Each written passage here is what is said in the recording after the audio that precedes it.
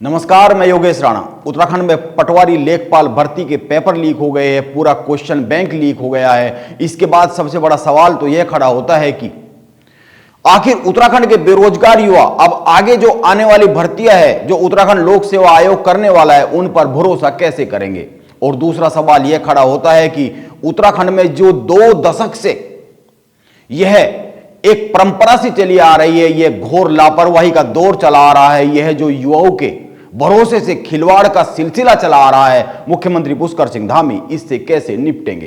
क्योंकि उत्तराखंड लोक सेवा आयोग को 23 भर्तियां आयोजित करानी है आगे चलकर, जिन पर संशय खड़ा होता जा रहा है। उत्तराखंड में बेरोजगार युवाओं के साथ इस तरह के खिलवाड़ का इतिहास बहुत ही पुराना है। आप याद कीजिए, बात 2003 की है। उत्तराखंड में पहली सरकार थी और जिला स्तर पर पटवारी भर्ती परीक्षा का आयोजन किया गया था। इस परीक्षा में जमकर धांधली हुई। पौड़ी जिले में तो इतना बवाल हो गया था कि उस समय के जिलाधिकारी SK लांबा को पहले निलंबित और बाद में बर्खास्त करना पड़ गया था। बहुत आरोप लगे थे कि परीक्षा में राजनीतिक हस्तक्षेप सीधे सीधे हुआ है। काबिल बेरोजगार युवाओं को दरकिनार कर सिफारिश के आधार पर युवाओं को नौकरी में रखा गया है।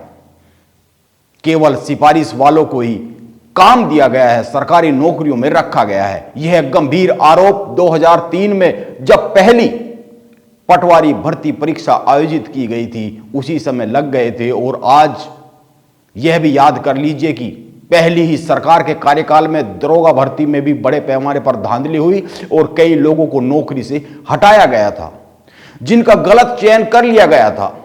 इसके बाद भी ऐसा ही होता रहा है। आज उत्तराखंड गठन के 22 साल बाद भी उत्तराखंड के बेरोजगार युवाओं के साथ ऐसा ही हो रहा है।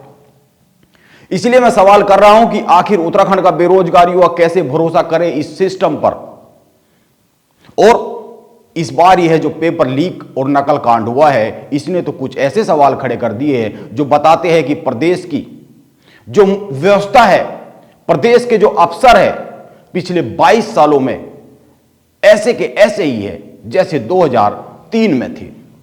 घोर लापरवाह।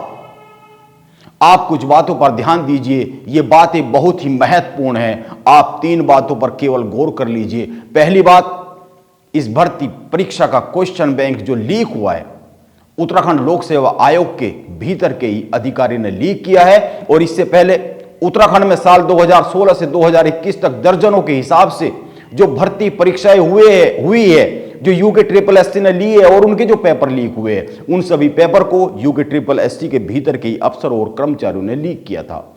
यानी कि हमने कोई सबक नहीं लिया है, क्योंकि उत्तराखंड लोक सेवा आयोग में भी भीतर के ही अफसर ने, कर्मचारी ने पेपर लीक करने का काम किया है। इसीलिए निगरानी जीरो, एहतियात जीरो, सर्विलांस जीरो, सब कुछ फेलियर।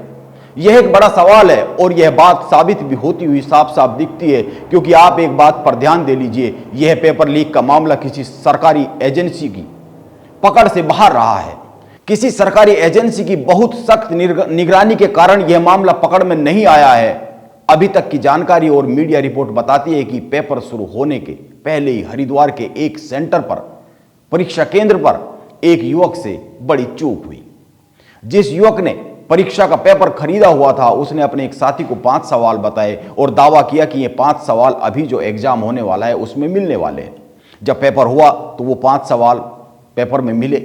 इसके बाद शक हुआ कि आखिर किसी को यह पहले से कैसे पता हो सकता है कि जो एग्जाम होने वाला है, जो परीक्षा होने वाली है, उसके पेपर में क्या सवाल आने वाले हैं, यह पहले से किसी को पता कैसे हो सकता है।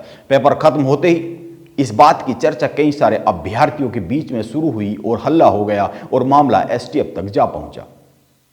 इसके बाद कड़ियां जोड़ी गई तो STF के हाथ अभी तक जो मुख्य अभियुक्त दिख रहे हैं, उत्तराखंड लोक सेवा आयोग के अनुभाग अधिकारी संजीव चतुर्वेदी तक जा पहुंचे। इसीलिए सवाल यह है कि इस परीक्षा को कराने में सरकारी तंत्र घनघोर तरीके से सजग था, यह दावा किया जा रहा था, तो यह लीक कांड परीक्षा से पहले ही क्यों पकड़ में नहीं आया।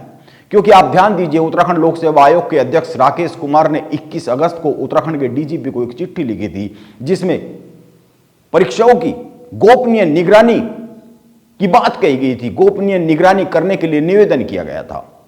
यानी कहीं ना कहीं आयोग के अध्यक्ष को पहले से ही डर था कि कुछ गलत हो सकता है। इसके बाद भी आयोग के भीतर का ही आदमी संजीव चतुर्वेदी 380 सवालों को अपने मोबाइल में कैद कर लेता है, उनकी तस्वीरें खींच लेता है और अपनी पत्नी को भेज देता है। सबसे बड़ा सवाल तो यही है कि आखिर जहां यह क्वेश्चन बैंक रखा गया था, ये सवाल रखे गए थे और इन्हीं सवालों से भर्ती परीक्षा के पेपर के 3 सेट बनने थे, यानी कोई एक भी सवाल इन 380 सवालों के बाहर परीक्षा में आने वाला नहीं था। इन्हीं 380 सवालों में से सारे सवाल आने वाले थे। यह बहुत ही महत्वपूर्ण दस्तावेज था, इसीलिए वहां पर मोबाइल ले जाने की इजाजत ही क्यों थी, भले ही वो भीतर का ही कोई अफसर या कर्मचारी क्यों ना रहा हो। जब यूके SSS के मामले में हाथ पहले से ही जले हुए थे तो एहतियात क्यों नहीं बरती गई। आयोग के अध्यक्ष को चिट्ठी लिखकर डीजीपी से कह रहे हैं कि निगरानी जरूरी है, अनहोनी होने का डर है। इसके बाद भी 380 सवाल बाहर आ गए। यह ठीक है कि संजीव चतुर्वेदी आयोग के भीतर का आदमी था, लेकिन उसको इतनी गोपनीय जगह पर मोबाइल ले जाने की इजाजत क्यों थी, यह एक बड़ा सवाल है। यह ठीक है कि एसटीएफ ने बड़ी तेजी से काम करते हुए 5 लोगों को गिरफ्तार किया, और यह भी ठीक है कि आयोग ने परीक्षा के लिए अगली तारीख की भी घोषणा कर दी है। अब यह परीक्षा 12 फरवरी को आयोजित की जाएगी, लेकिन बड़ा सवाल तो यह है कि यूके SSS कांड से कोई सबक लिया क्यों नहीं गया। यह बहुत साफ सी एक बात है, एक बहुत बड़ा सवाल है। इसीलिए सवाल यह है कि आने वाली अगली परीक्षाओं को लेकर कितना भरोसा किया जा सकता है, उत्तराखंड के युवा कितना भरोसा कर सकते हैं।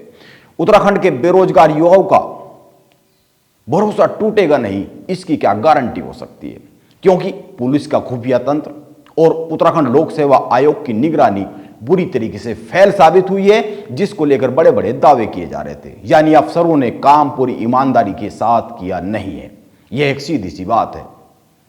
अब आप एक बात पर और गौर कीजिए, यूके SSS में पेपर लीक कांड के खुलासे के बाद मुख्यमंत्री पुष्कर सिंह धामी ने उत्तराखंड में एक सख्त कानून, नकल विरोधी कानून बनाने की बात कही थी। सख्त कानून का ड्राफ्ट भी तैयार कर लिया गया। मुख्यमंत्री पुष्कर सिंह धामी इस नकल निदेश अधिनियम को, यह जो सख्त नकल विरोधी अधिनियम 2022 है, इसको नवंबर में जो विधानसभा सत्र आयोजित किया गया उसमें पेश करने के फेवर में थे, लेकिन इस अधिनियम का मसौदा ही तैयार नहीं हो पाया समय रहते, यानी कि ट्रांसलेशन नहीं हो पाया, जिस कारण नवंबर में आयोजित विधानसभा सत्र में इसको पेश नहीं किया जा सका। एक बात पर और ध्यान देने की जरूरत है। यह ठीक है कि अपराध सख्त कानून बनाए जाने के बाद भी हो जाता है, लेकिन यह भी एक सच है कि सख्ती से ही अपराध को कम किया जा सकता है, भय से ही अपराधी को रोका जा सकता है। इस नए कानून में 10 साल तक की सजा और 10 लाख तक के जुर्माने का प्रावधान रखा गया है, लेकिन उत्तराखंड शासन के अफसर इसे समय पर तैयारी नहीं कर पाए, जिस कारण इसको विधानसभा में पेश नहीं किया गया। यह एक चिंता पैदा करने वाली बात है। अब कई सारी बातों की घोषणा की जा रही है। बेरोजगारों को आने के लिए परीक्षा केंद्रों तक बसों में फ्री सुविधा की बात की जा रही है। पेपर लीक होने से रोकने के लिए और अधिक कड़े इंतजाम किए जाएंगे, इसकी बात की जा रही है। आने वाली परीक्षाओं के पेपर लीक ना हो, इसके लिए भी अतिरिक्त एहतियात बरती जाएगी, इसकी भी बात की जा रही है। लेकिन सबसे बड़ा सवाल तो यह है कि बेरोजगारों का जो भरोसा टूटा है, उत्तराखंड के बेरोजगार युवाओं को के भरोसे में जो दरार पड़ी है, उसको कैसे दोबारा से भरा जा सकता है, इस भरोसे को कैसे पैदा किया जा सकता है, यह एक बड़ा सवाल है। इसीलिए देखना जरूरी है कि उत्तराखंड में यह जो साल 2003 से बेरोजगार युवाओं के साथ हो रहा विश्वासघात है, यह आने वाले समय में कितना रुक पाएगा, यह एक बड़ा सवाल है। क्योंकि उत्तराखंड के मुख्यमंत्री पुष्कर सिंह धामी कह रहे हैं कि नकल विरोधी सख्त कानून बनाया जाएगा, इसमें उम्र कैद तक का प्रावधान रखे जाने की बात हो रही है। देश के किसी अन्य प्रदेश में इतना सख्त कानून अभी मौजूद नहीं है जितना सख्त कानून नकल के खिलाफ, पेपर लीक के खिलाफ उत्तराखंड में बनाए जाने की कवायद शुरू हो गई है। लेकिन देखना होगा कि नकल माफियाओं में इस कानून का भय कितना पैदा हो पाता है, और उत्तराखंड लोक सेवा आयोग और पुलिस तंत्र आने वाली भर्तियों को लेकर अपने निगरानी तंत्र को कितना सजग और सटीक कर पाते हैं। क्योंकि 2003 से उत्तराखंड के बेरोजगार युवाओं के साथ हो रहा यह घनघोर विश्वासघात खत्म होगा कि नहीं होगा, यह देखने वाली बात होगी। नमस्कार, आप बने रहे मेरे साथ।